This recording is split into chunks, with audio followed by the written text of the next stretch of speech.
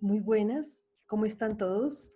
Bueno, en el día de hoy vamos a terminar la primera sesión, la tercera sesión del curso gratuito que se inició desde hace unos días aquí en agosto a través de la página Dialogando con la Tierra.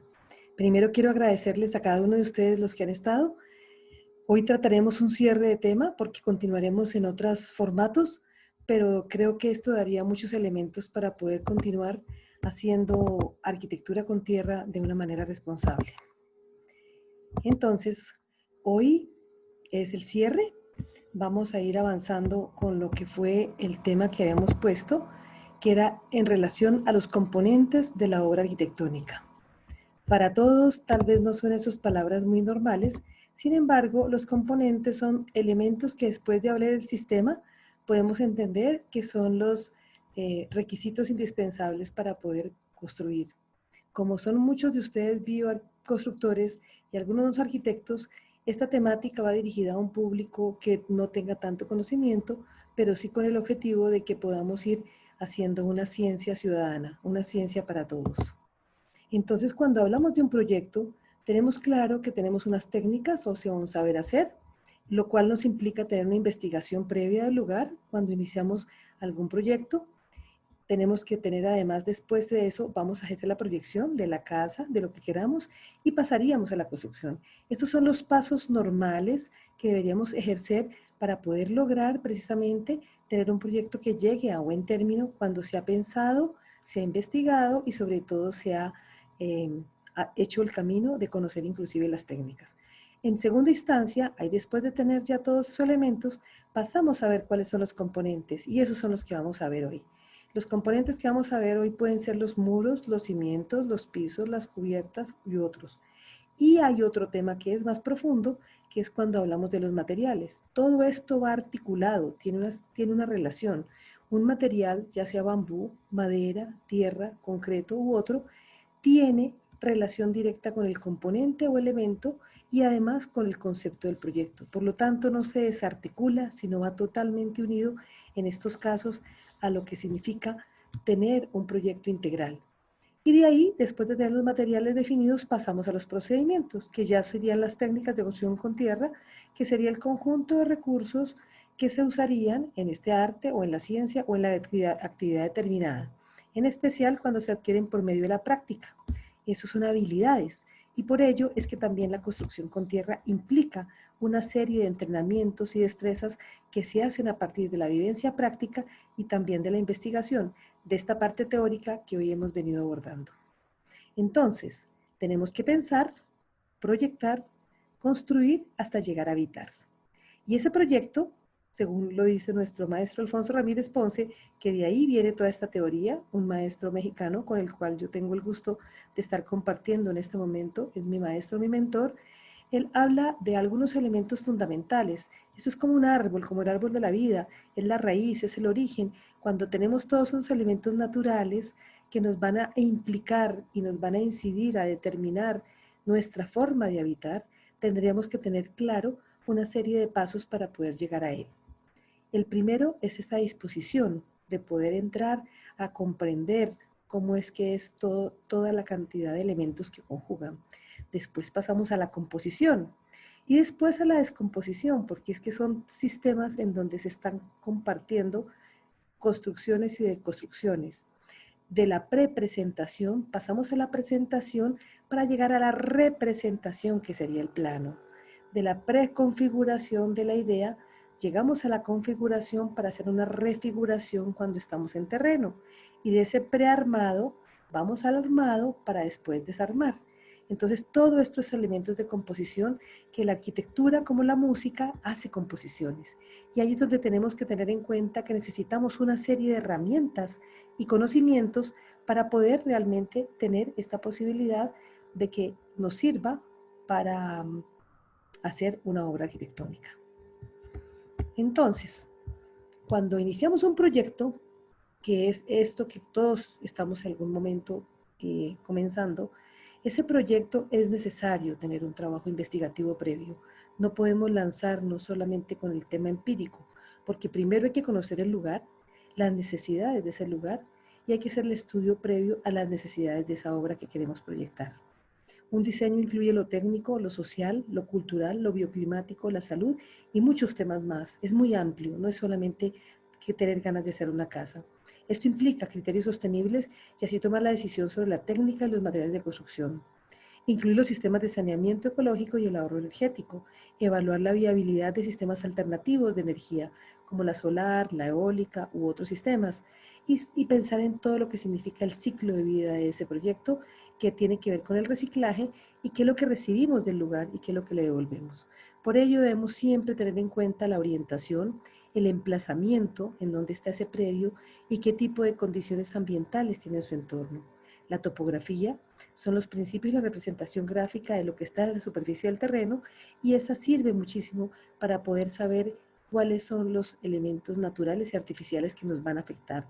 La altitud, porque de eso determinan muchos elementos de la construcción, la temperatura, la humedad, la pluviosidad, que tanta lluvia cae, inclusive la sensación térmica que se logra en el lugar de acuerdo a las temperaturas y la humedad y los vientos, así como evaluar la cobertura vegetal, el paisaje, porque parte de las obras de arquitectura tienen que pensar en cómo se cubre esa superficie que alteramos cuando la tratamos. Siempre hay una alteración, siempre hay un impacto.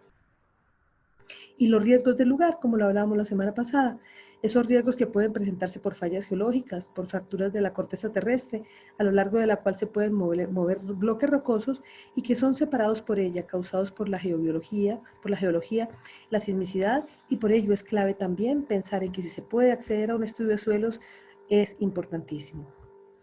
¿Cuáles son los componentes de una obra arquitectónica? Son varios, o sea, son todos los elementos arquitectónicos de cada una de las partes funcionales, estructurales o decorativas de la obra. Están relacionados con los sistemas constructivos y con la materialidad. Como componentes materiales se integran a la obra de construcción y se suelen clasificar en dos: estructuras o estructurales, que soportan y transmiten las cargas, y los elementos constructivos con componentes como la cimentación, las vigas, los entrepisos, los pilares o columnas y las cubiertas. Todos esos son elementos estructurales. Y hay otros que no son tan estructurales y son los que llaman compartimentadores, o son elementos secundarios que como sistema constructivo delimitan fachadas, divisiones interiores, incluyen las divisiones de los espacios arquitectónicos como pasillos, escaleras y patios, que suelen articular funciones a nivel de la espacialidad, y también deben de proteger del exterior y son resistentes al fuego. Todos esos elementos deben ser resistentes al fuego y capaces de evitar la transmisión acústica, térmica y separar de los lados, de uno de los lados. Aquí vemos la casa ibérica tradicional de tierra, que está hecha con paredes de adobes, enlucidos de tierra y encalado, suelo de tierra batida, zócalo en piedra, muy vernacular, muy antigua como se hacía, así como vemos esta arquitectura de la parte inferior de adobe en forma de bóveda, o ya arquitecturas más contemporáneas, también con materiales naturales, con tapia, con bareque, con madera y con tierra vertida. Entonces los componentes de la obra están relacionados también con las técnicas. Por ello, cuando hablamos de los sistemas de cimentación, tenemos relación directa con la técnica. Y ese es el tema que vamos a ahondar un poquito más hoy. Hay diferentes formas de cimentación. Es la parte inferior de una estructura, y la función de la cimentación es soportar las cargas y el peso, y hay cimentaciones superficiales y hay cimentaciones profundas. En la arquitectura con tierra ha habido unas tradiciones, por ejemplo el cimiento ciclopio, como lo vemos en el medio, es un cimiento hecho de piedra que antes lo hacían con tierra, después cuando apareció el cemento siguió siendo cemento, y es un cimiento que sirve para cierto tipo de suelos y cierto tipo de condiciones. Después se fue puliendo y apareció la viga de amarre, como la vemos aquí, esta viga de amarre. Esta viga de amarre, cimiento ciclopio, un sobrecimiento, y después venía el muro, que puede ser de adobes. Es fundamental el principio de la estabilidad de una obra. Este es uno de los puntos más importantes y no está tan resuelto a nivel de la sostenibilidad con materiales que no sean tan impactantes. Por ello tenemos que pensar muy bien qué tipo de cimentación, porque tradicionalmente se han hecho muchos errores, y por ello una de las patologías mayores de las obras de arquitectura con tierra y madera y guadua es exactamente la cimentación, porque son materiales naturales que se deterioran por la humedad y la capilaridad. Y como lo vemos aquí en el dibujito, Esto es importantísimo porque todo el peso de la cubierta que se transmite a las paredes va a llegar a la cimentación. Por ello, el tema de la liviandad o de lo pesado de una obra es fundamental. La técnica incide en ello. También se puede hacer con este sistema como el de Bareque, que es un ciclopio donde se hace una viguita y encima se coloca. Hay otros sistemas como estos que son pilotes. Estos no los usamos acá, se usan en otros lugares donde se requiera, que son los pilotajes donde son suelos demasiado frágiles o lugares donde a veces hay agua. La cimentación debe distribuir de forma segura y continua las cargas vivas y muertas. ¿Qué son las cargas vivas? Nosotros, los que caminamos, los que estamos haciendo peso. Y las muertas son el peso propio del material, todo lo que pesa el ladrillo, el bloque, la teja, la madera, la estructura. Y para que no supere la presión admisible, porque la tierra tiene una capacidad de resistencia. Entonces, si se producen asentamientos diferenciales, van a causar daños a la edificación. Por ello, siempre debe estar amarrado. Y ahí es donde empezamos a tener problema con el ciclopio, porque el ciclopio, cuando es solamente ciclopio y no tiene elementos que amarren, anillen ese sistema, normalmente nos presentan problemas y es lo que vemos con las casas partidas y pedazos que se asientan. Entonces ahí tenemos cosas que ir mejorando, aprovechando que estamos en el siglo XXI y que de alguna manera tenemos otros materiales. La cimentación se elige por el lugar y la condición geológica del terreno y la capacidad de carga del terreno. Eso es fundamental conocerlo. Si es una zona que uno ve que tiene riesgos, hay que evaluar muy bien qué tipo de cimentación se va a hacer. Y el peso de la edificación también. Por eso la decisión de qué tipo de técnica se va a usar es fundamental, porque eso es lo que va a permitir un análisis estructural y se vea cómo sería el tipo de construcción. Lo tradicional hoy, en el siglo XXI, es hacer losas de hormigón, como las vemos allí, zapatas corridas, que ya vamos a ver las zapatas, o zapatas aisladas, o pilotes. Esas son como las 4 técnicas más tradicionales o más convencionales, más que tradicionales, a partir del siglo XXI cuando aparece el concreto. Entonces, las cimentaciones superficiales se pueden catalogar como zapatas, losas de cimentación y vigas de cimentación. Para los que no son técnicos en esta área, una zapata es como el pie. Una zapata es básicamente el ensanchamiento de una columna o de una pared soportante. Y puede ser una zapata aislada que está solita o está corrida, se junta con la otra o se combina una zapata aislada con corrida. Las losas de cimentación, como lo vemos a la mano derecha, se usan en suelos poco resistentes y sirven para integrar toda un área de cimentación. Si un área de cimentar de su estructura nos da más del 25% del área total de la estructura con zapatas, entonces de una vez más bien se coloca una losa de cimentación que sale mucho más económica. No son tan ecológicas, sí, no son tan ecológicas, pero empezamos a ver que aquí en Colombia también, así como en muchos países, existen normas donde no nos van a facilitar hacerlas de una manera que no sea segura. Y eso tenemos que pensarlo. Es una inversión, hay que analizarlo y ahorita vamos a ver otros sistemas. Y la viga de cimentación se usa en suelos poco resistentes e integran la cimentación de varias columnas en forma lineal, como la vemos a mano izquierda, en la parte inferior.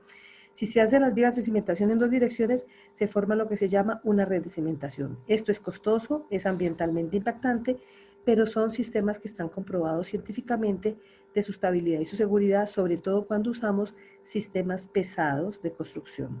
Eso es lo que hay que evaluar. Cuando hablamos de tapia pisada o inclusive de bloque de tierra comprimida o de adobe, tenemos posiblemente pesos muy grandes porque son pesos, 50 bloques, 5 por 6, 30, pesan 6 kilos, una pared promedio de bloque de tierra comprimido puede ser entre 300 hasta 400 kilos, en tapia pisada puede ser mucho más.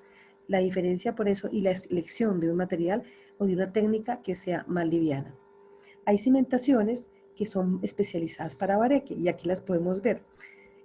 Aquí tenemos en Colombia una norma, la norma de bareque en cementado, que permitió un desarrollo de una cartilla que se puede bajar por internet y son sistemas alternativos, más sostenibles, aunque no son totalmente 100% sostenibles, y sirven exactamente con ese fin. Son vigas de amarre con elementos que pueden sostener las guaduas. En este caso hay 2 formas de ensamblarlos acá, que son las transiciones, como los tobillos, en donde la parte firme se sostiene hacia la parte más liviana. Para cimentar esos sistemas requieren menos cantidad de material, sobre todo de material industrializado.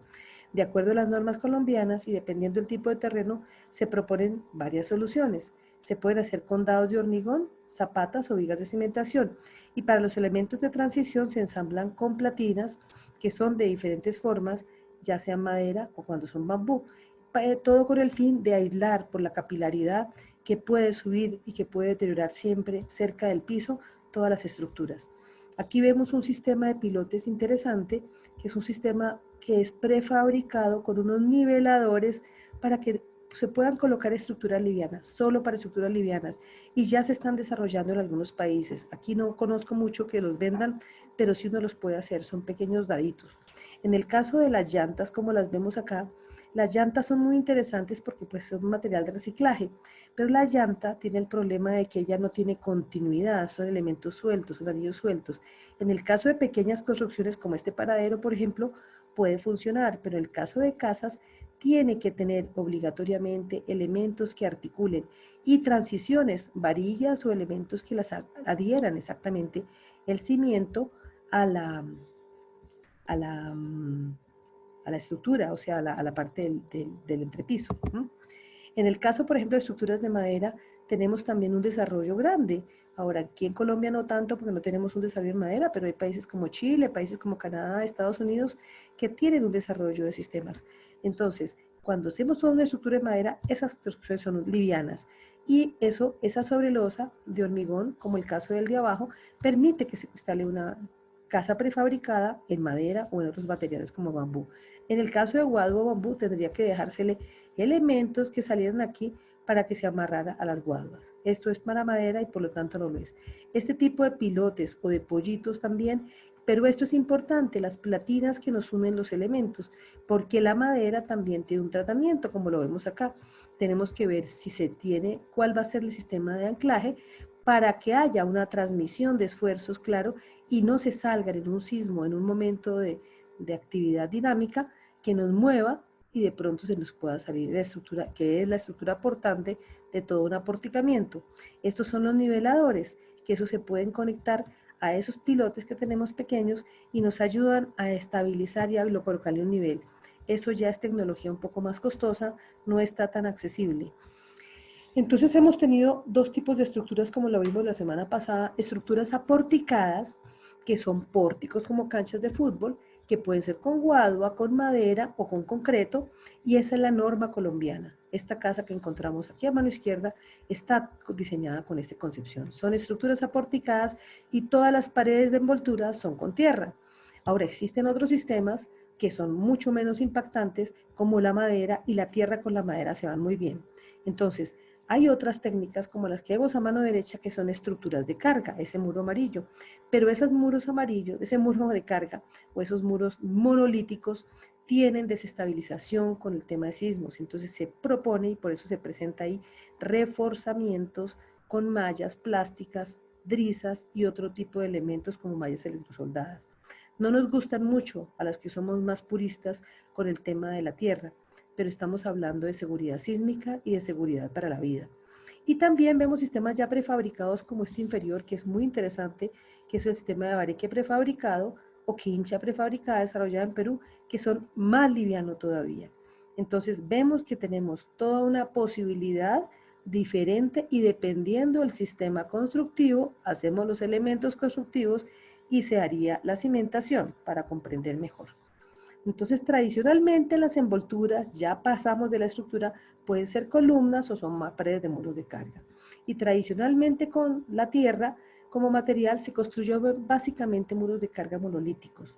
Y hoy existen técnicas de reforzamiento para ellos, como las vemos las drisas, como vemos también este sistema de reforzamiento para adobe, que son elementos que articulan, precisamente amarran, hacen un anillo y aseguran la estructura caso de sismos. Es la única manera, no permitimos en Colombia y en otros países, Perú sí tiene la norma de 80, Colombia no tiene sino una norma para reforzamiento, para vivienda de adobe, pero vernacular, o sea, para recuperar patrimonio. Entonces, tenemos que garantizar la estabilidad, tenemos que mejorarlo en comportamiento sísmico y las viviendas vernaculares se les puede hacer esto, pero en Colombia no está permitido hacer vivienda nueva de adobe, a no ser que se presente aporticado, como dijimos, con madera o con concreto. Entonces las técnicas aporticadas son la respuesta a un avance científico porque se ha venido aportando soluciones sobre todo a los sistemas tradicionales y por ello se puede trabajar con madera y se mejora la seguridad de la construcción. Es muy diferente a este tipo de sistemas en donde la estructura aportante son las guaduas o maderas también. Este es el bareque tendinoso, que es un bareque que tiene unas mallas, es muy delgadita esta pared. Esto es para climas que no tengan necesidad de un aislamiento fuerte. O este tipo de bareque que lo hemos venido encontrando ahora en las zonas, sobre todo cafeteras de Colombia, donde se están haciendo muchas formas de construcción de bareque y eso es un trabajo a investigar, como les dije la semana pasada. Pasamos a las cubiertas. Las cubiertas son la parte superior, ¿no? Son la parte que nos protege, son la estructura del cierre arriba y que forma la horizontal, pueden ser horizontales o curvas, y sirven como envoltura exterior y son más complicadas que las paredes porque es donde cae el agua, donde caen los rayos solares, donde se da más calor o más frío y además tienen que ser impermeables.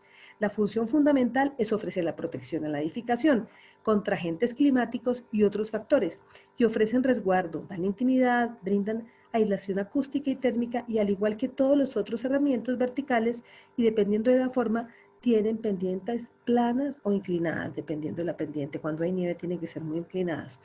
¿Y cómo elegir la cubierta en cada tipo de construcción? Pues primero hay que estudiar muy bien la localización y el ambiente, ¿cierto? ¿Dónde estamos? No debemos ser tan caprichosos de estar haciendo cubiertas planas en lugares donde llueve mucho. Vamos a tener siempre problemas. O cubiertas muy inclinadas donde no hay nieve, estamos perdiendo. Por ejemplo, los esquimales, sus iglús son respuesta muy buena a las condiciones de temperatura y de nieve del lugar, las condiciones ambientales. La funcionalidad del diseño también son elementos importantes a tener en cuenta. El presupuesto también nos determina porque las cubiertas tienen diferentes costos de acuerdo a la estructura de cubierta y la duración del mantenimiento. Es muy importante ver que la cubierta es bastante más, se deteriora mucho más que los otros elementos de las paredes porque precisamente tienen muchas más afectaciones del medio. Hay cubiertas, como las vemos aquí en estas fotos, de paja, de teja de barro, de zinc, de láminas de zinc, ahora ya láminas mucho más, chapas mucho más elaboradas, inclusive cubiertas de cobre, cubiertas verdes que tienen un peso enorme, cubiertas en forma como de iglú con hielo, con adobe, o cubiertas de ladrillo también, o de adobes que se pueden hacer por las formas. Entonces, las cubiertas es una amplia posibilidad, no hay muchas sostenibles y por eso se ha trabajado un poco. Yo he venido trabajando en el tema de investigar cubiertas que nos ofrezcan las condiciones que requerimos, pero ojalá también que vayan relacionadas con el sistema, especialmente con la sostenibilidad. Entonces decía Galileo Galilei, y esto lo saco de Alfonso Ramírez, que siempre aprendo de este maestro, dice, ir en contra de la geometría es ir en contra de la verdad. Y entonces cuando vemos una placa de concreto, cuando tenemos una placa, una losa de concreto, que es lo que ahora se usa mucho en los edificios, precisamente está haciendo este tipo de esfuerzo, este tipo de esfuerzo. Y este tipo de esfuerzo es pelear contra la gravedad. Mientras cuando trabajamos con las curvas, que es parte de lo que mostramos aquí a mano derecha, exactamente es la idea de que pueda ser la forma como estructura. Todas estas formas responden mucho mejor porque una losa se expone a este tipo de esfuerzos, hace este comportamiento. Cualquier elemento plano va a hacer esto porque tenemos un principio en nuestro planeta que es la gravedad. Entonces, pues estamos viviendo realmente unas condiciones que son difíciles porque estamos en el planeta Tierra y tenemos que pensar que las cubiertas deben ser, ojalá, funcionales por la forma, o sea, que se sostengan porque son las que nos dan los espacios o las luces o los vanos. Entonces, hay cubiertas autoportantes y ahí les paso a compartir parte de la evolución que he tenido en mi camino de ver otro tipo de formas de cubrir. Son cubiertas con diseños orgánicos que se fundamentan en la geometría sagrada y proporciones áureas, se expresan con materiales naturales y técnicas más lógicas para lo que hablamos de la geometría y además ofrecen calidad espacial y tridimensionalidad, o sea, hacemos volúmenes, metros cúbicos de aire y trabajamos con la forma como estructura, además de ser saludables y especialmente son inclusive más económicas. Estas dos son bloque de ladrillo recargado, y en este caso es BTC, bloque de tierra comprimido, y la otra es con bambú y un tejido de cañas, también con tierra encima para hacer el aislamiento correspondiente al aislamiento térmico y acústico. Estas son parte de los temas que queremos desarrollar en los cursos que vendrán para aprender cada técnica y tener las prácticas que podemos hacerla en laboratorio en casa, en escala pequeña con maqueticas, para ir enseñando, aprendiendo y preparándose para los talleres prácticos que pues en la práctica es que realmente se aprende. Esta, por ejemplo, son las bóvedas con un pequeño elemento. Miren el ladrillito. Este caso ni siquiera es ladrillo, es un adobe. Es un bloque de tierra comprimido de 20 por 10 por 5 que se puede producir en máquina o se pueden producir en casa. Uno las puede producir con la maquinita compresora. Son un prefabricado, el más primario, el primigenio.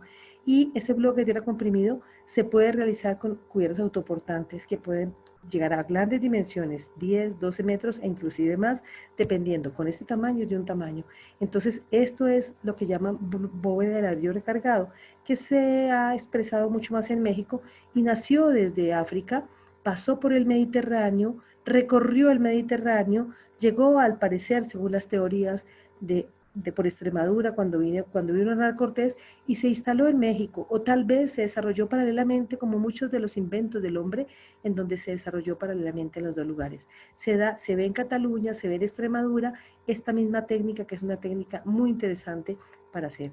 Esta es la otra, que hablamos del Domocaya, que es un sistema de cubierta desarrollado en Perú, lo desarrollaron en el INVI y lo desarrolló la doctora ingeniera Raquel Barrio Nuevo, con la cual realmente ha sido muy interesante poder compartir con ella todas estas experiencias.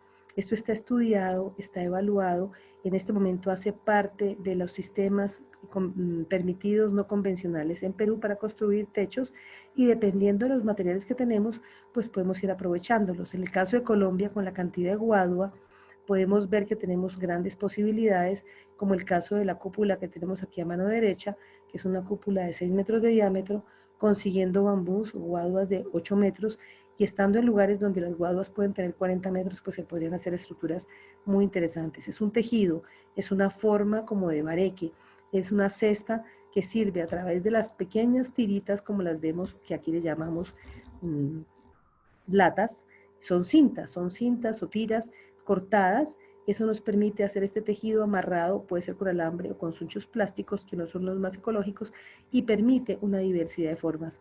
Ya esta casa que vemos ahí abajo, la casa de La Vega, la hicimos hace 2 años, es una casa con cubierta de esta, y encima viene tierra y después un manto asfáltico o cualquier tipo de polímero, ojalá fueran orgánicos, para poder impermeabilizar este tipo de cubiertas. Son muy eficientes a nivel de forma y de estructura y especialmente son muy sismoresistentes porque ellas tienen la capacidad de bailar al son que les toquen. Y son, como vemos en la camioneta, se pueden hacer prefabricadas, livianas, portátiles, o sea, es una arquitectura móvil, es una arquitectura que se podría movilizar. Otro componente que tenemos son los revestimientos y pinturas naturales. Estos son todos temas que vamos a trabajar durante este semestre en un curso que queremos desarrollar ya más profundamente tema por tema, pero quiero acercarlos para darse cuenta de la gama de posibilidades. Son otras actividades de construcción, estas no son elementos de estructura, pero son revestimientos que funcionan como protección y son fundamentales porque son la piel de las envolturas y para las paredes es fundamental como para los techos. En el caso de los pueblos y de las diferentes personas del mundo han desarrollado esta actividad como un vehículo para expresarse culturalmente, demostrar la biodiversidad y exactamente a la ecosostenibilidad de esos materiales. Y se hace con pigmentos naturales. Aquí vemos a nuestra compañera Natacha, una amiga, Natacha Ugón de Argentina. Ella está desarrollando todo un trabajo maravilloso de expresión con murales de tierra y pigmentos de tierra. Lo vemos en comunidades ancestrales de África, de Argelia, y entonces esto tenemos otra posibilidad de trabajar y aprender a hacer pinturas y revestimientos sin necesidad de usar cemento.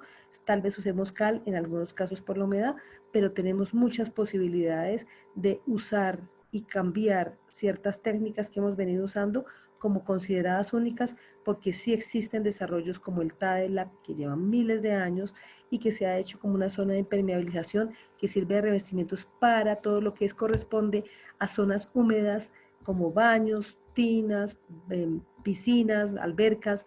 Entonces, esta es otra área.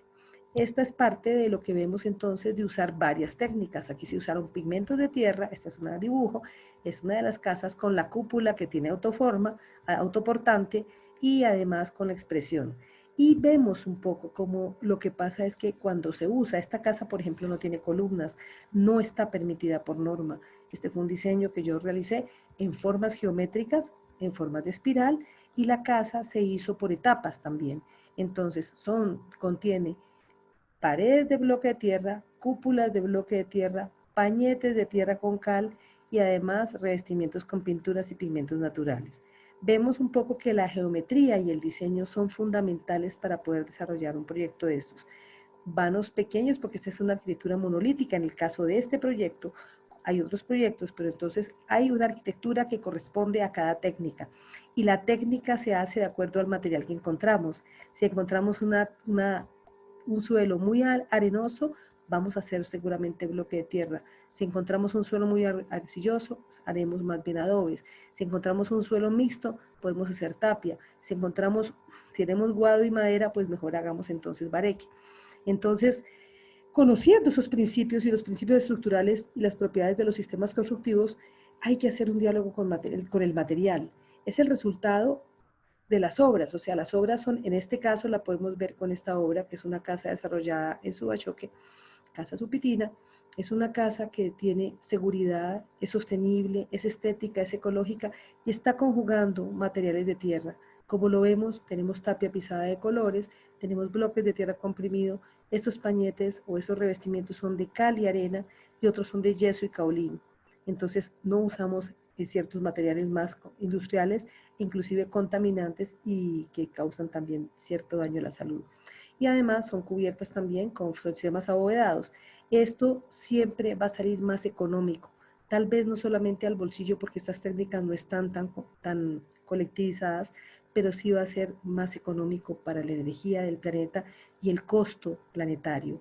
Entonces sí estamos aportando a que la posibilidad de hacer una arquitectura con tierra sea para disminuir el impacto en el ambiente que el hombre ha causado, no solamente a nosotros, sino estamos causando a todo un entorno y a unos ecosistemas que hoy están en riesgo y que son posibles de que tengan problemas. Entonces, ya para cerrar, quiero comentarles que aquí estamos ya proponiendo el primer programa de formación online, que es de bioarquitectura y construcción con tierra, y es la comunidad de Dialogando con la Tierra. Este programa lo estoy coordinando y va a tener varios módulos. Son 4 módulos para este semestre. Estos 4 módulos van a tratar 4 temas centrales. Ecosostenibilidad y bioarquitectura es uno, que ya les voy a contar los temas que vamos a tratar. El segundo va a ser técnicas de construcción con tierra, como la clase que vimos la vez pasada, pero profundizando. El tercero va a ser impacto ambiental y bioclimática.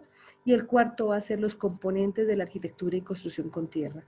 Este curso va a ir de agosto a diciembre del 2020. O sea, vamos a comenzar el 29 de agosto y terminaremos el 20 de diciembre.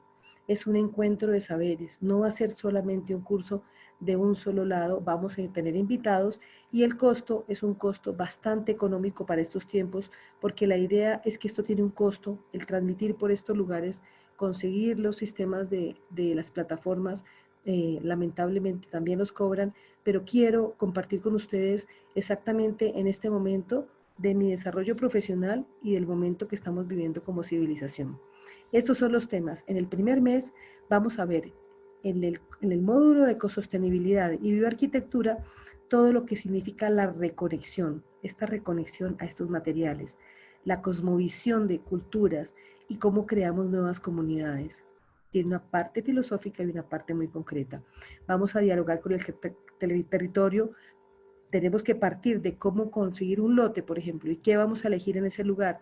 Vamos a tener la geobiología como eje central, porque es el primer recurso que nos da cuando vamos a acercarnos a un proyecto, es qué nos está diciendo ese lugar, la biología de ese lugar, para ver cuáles son los condicionamientos que nos tendría.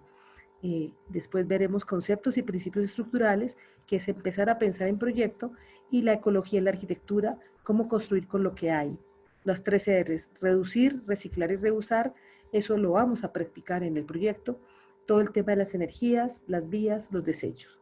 Otro tema que vamos a tratar, que es el cuarto, es la estabilidad de la construcción, los riesgos y las vulnerabilidades, especialmente en temas sísmicos, asentamientos, derrumbes o inundaciones, y ver cómo es que se soluciona, en el caso de sismicidad, todos los temas de ensambles y de formas de armar una estructura. En el 5 vamos a trabajar salud y materiales de construcción, y vamos a cerrar con un laboratorio de suelos que lo vamos a hacer vía virtual a través de un video interactivo. Estoy desarrollando también ese tipo de propuestas porque es la tierra y el agua cómo se relacionan para poder brindar una arquitectura de calidad. En el módulo 2, las técnicas de construcción con tierra, vamos a trabajar lo que es la universalidad de la arquitectura con tierra, o sea, todas esas técnicas monolíticas que hemos visto en el mundo, especialmente porque pueden ser personas que no vivan en países sísmicos, y es muy bueno aprender a diseñar y a practicar de todos modos la posibilidad de arquitectura monolítica, que tiene grandes posibilidades. Vamos a trabajar tapia pisada como concepto, cómo se hace, cuáles son las técnicas, cuáles son los tics importantes, el adobe y el COP, el bloque de tierra comprimido y las técnicas mixtas de bareque, que hay varias, bareque tradicional y bareque prefabricado. Es en el segundo mes.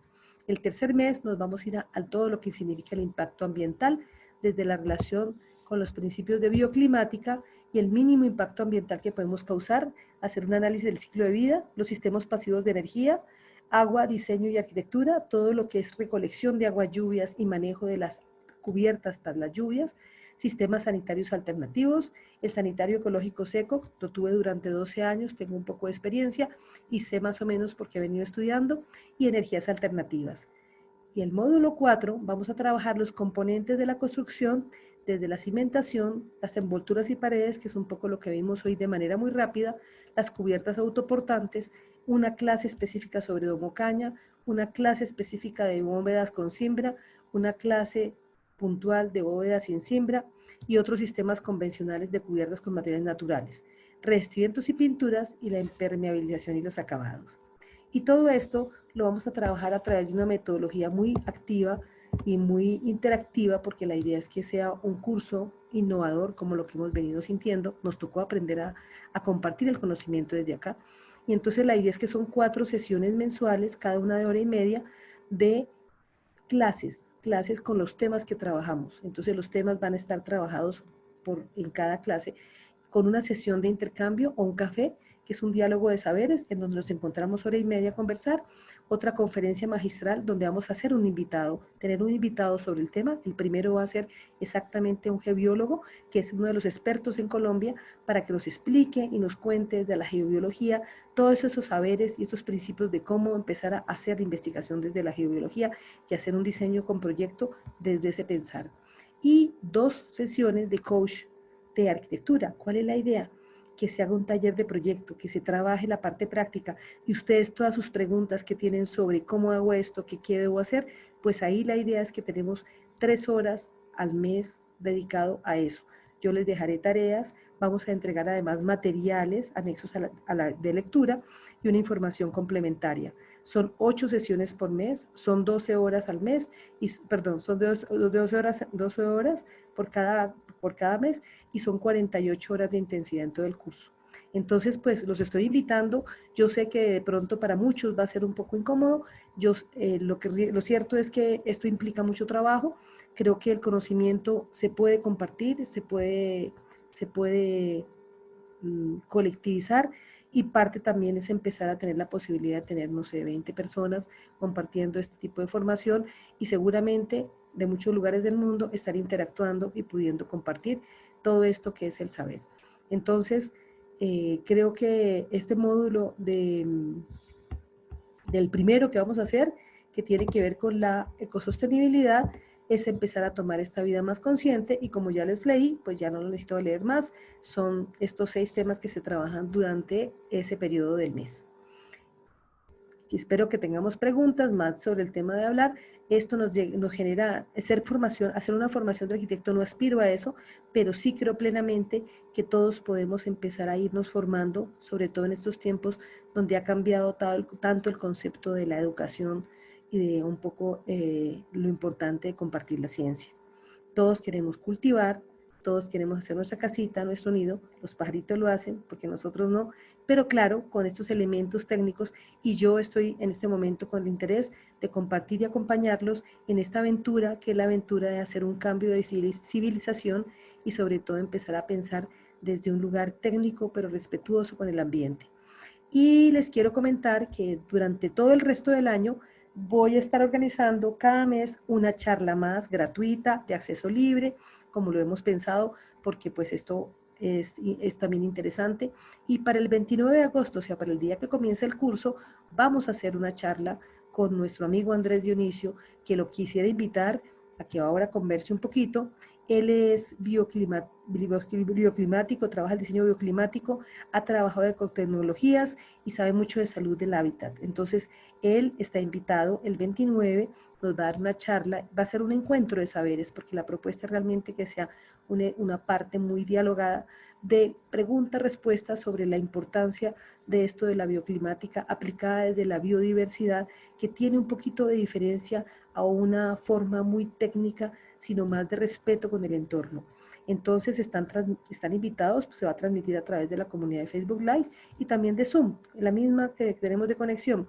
Será también el agosto 29, el sábado, para no dejarlos así cortados, a las 10 de la mañana, y continuaremos dialogando con la tierra, porque definitivamente cada mes vamos a aprovechar del curso que estamos haciendo, cómo lo compartimos de manera pública, para que también las personas puedan ir creciendo en esta tarea de hacer un despertar creativo.